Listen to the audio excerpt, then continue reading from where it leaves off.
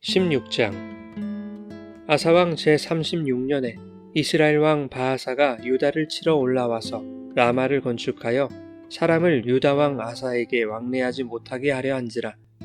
아사가 여호와의 전 곡간과 왕궁 곡간에 은금을 내어다가 다메섹에 사는 아람 왕 벤하닷에게 보내며 이르되, 내 아버지와 당신의 아버지 사이에와 같이 나와 당신 사이에 약조하자.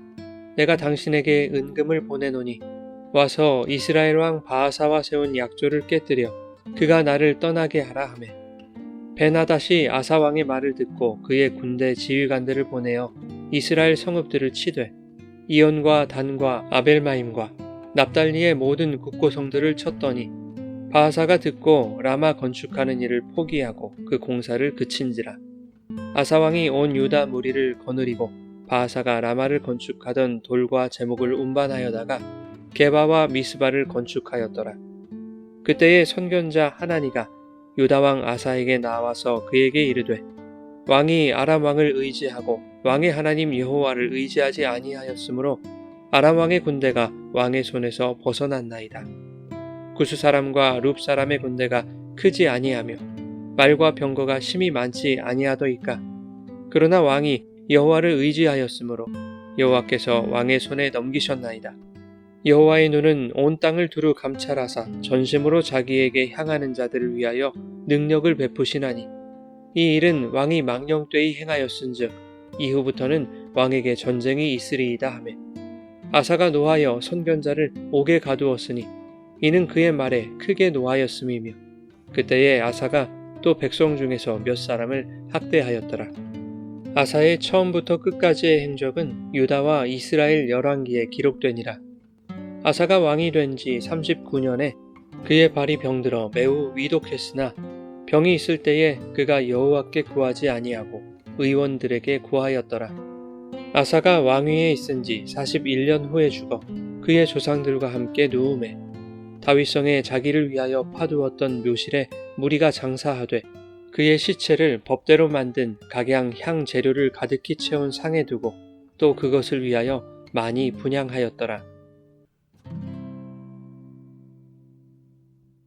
여러분, 좋은 아침입니다. 오늘도 말씀의 은혜가 여러분의 삶에 풍성히 임하기를 소망합니다. 아사는 여호와 보시기에 선과 정의를 행했던 왕이었습니다. 왕위에 오른 아사가 행한 업적 중 가장 먼저 성경에 기록된 것은 그가 이방 제단을 헐고 각종 우상을 제거했다는 것입니다. 또한 백성들에게 여호와의 뜻대로 행할 것을 강조했던 왕이었습니다. 그래서 성경은 그의 마음이 일평생 온전했다고 기록하고 있습니다. 그러나 완전한 인간은 없듯이 아사에게도 아쉬움이 남습니다. 15장 마지막 절에 아사왕 제35년까지 다시는 전쟁이 없었다고 기록하고 있습니다. 이 말은 그 이후에 다시 전쟁이 있었다는 것을 암시하고 있는 것이기도 하죠. 아사왕 35년까지 평안이 있었던 것은 아사와 백성들이 목숨을 다하여 여호와를 찾고 그분의 뜻대로 행할 것을 기쁨으로 다짐하며 또한 그렇게 살고자 애썼기 때문일 것입니다. 하지만 35년 이후부터는 아사에게 어떤 변화가 있었다는 것입니다. 15장 9절에 보면 북이스라엘에 속한 에브라임과 므낫세, 시므온 사람들이 아사의 하나님 여호와께서 그와 함께 하심을 보고 아사에게로 돌아오는 자가 많았다라고 기록하고 있습니다.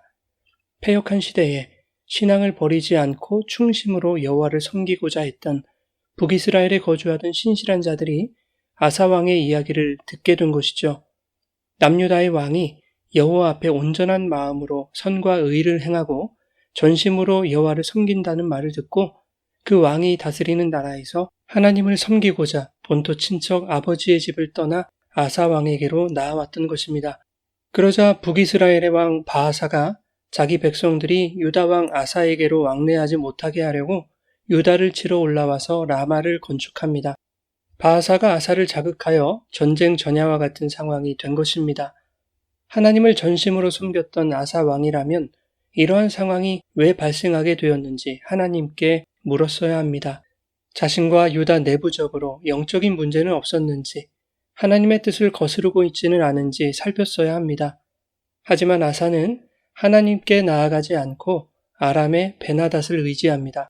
본문 2절에 아사가 여호와의 성전 곳간과 왕궁 곳간에 남은 은금을 모두 가져다가 아람 왕 베나닷에게 보내고 한 가지 요청을 하는데 아람과 바하사 사이에 세운 약조를 깨뜨려서 바하사가 유다를 떠나게 해달라는 것이었습니다. 이에 베나닷이 아사의 말을 듣고 군대 지휘관들을 보내서 이스라엘 성읍들과 국고성들을 칩니다. 믿는 도끼의 발등을 찍힌 바하사는 어쩔 수 없이 라마를 건축하는 일을 중단하고 퇴각합니다.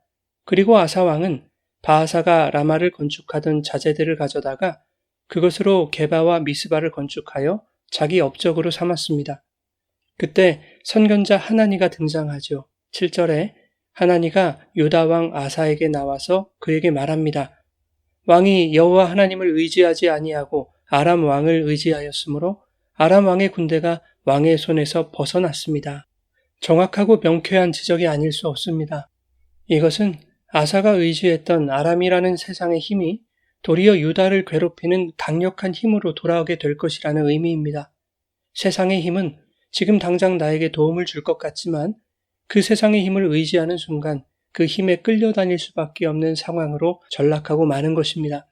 하나님은 세상보다 강하시고 그 세상을 창조하신 분이십니다.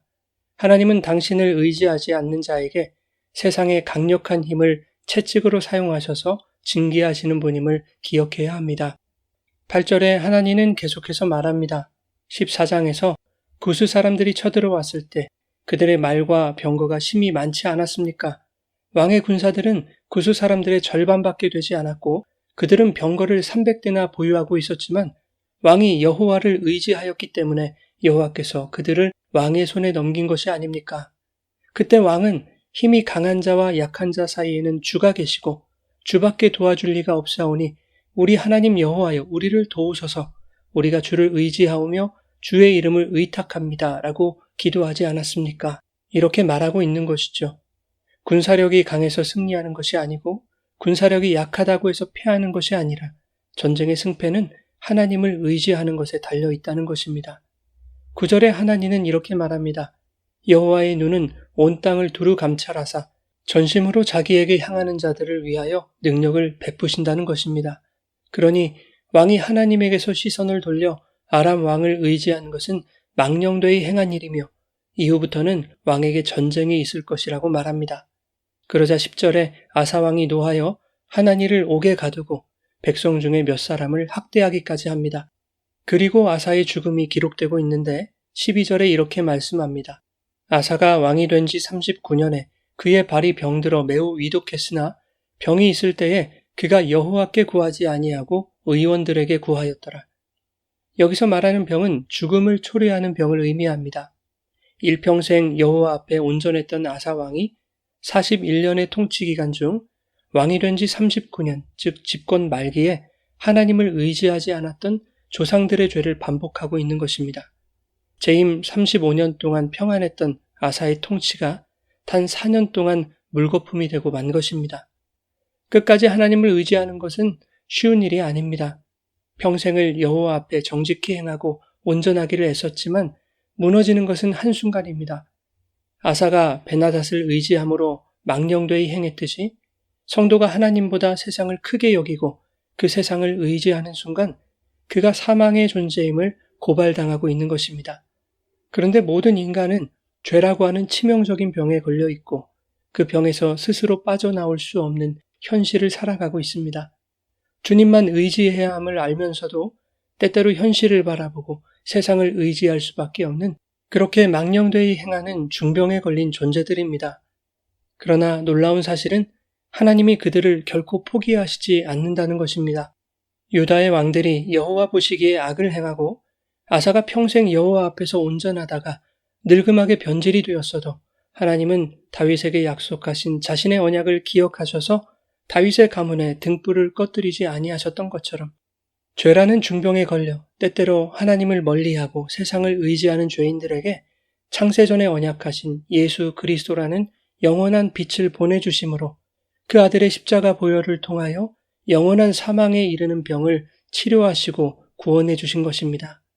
사랑하는 여러분, 오늘도 포기하지 않는 하나님의 사랑과 열심이 우리를 향할 것입니다. 그러나 더욱 하나님을 찾고 의지하는 신앙의 열정과 애씀이 필요합니다.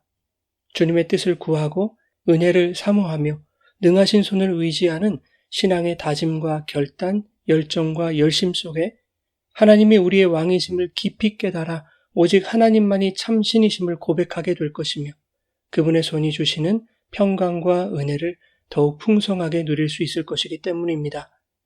우리의 열정과 노력이 때때로 주님에게서 시선을 잃는 연약한 것일지라도 그러한 연약한 인간의 한계와 죄됨을 인정하고 더욱 주님의 뜻을 구하고 의지할 수 있도록 또한 우리를 찾아와 붙드시는 주님의 은혜의 손에서 벗어나지 않기를 더욱 사모하며 간구하는 우리 모두가 되기를 예수님의 이름으로 축원합니다.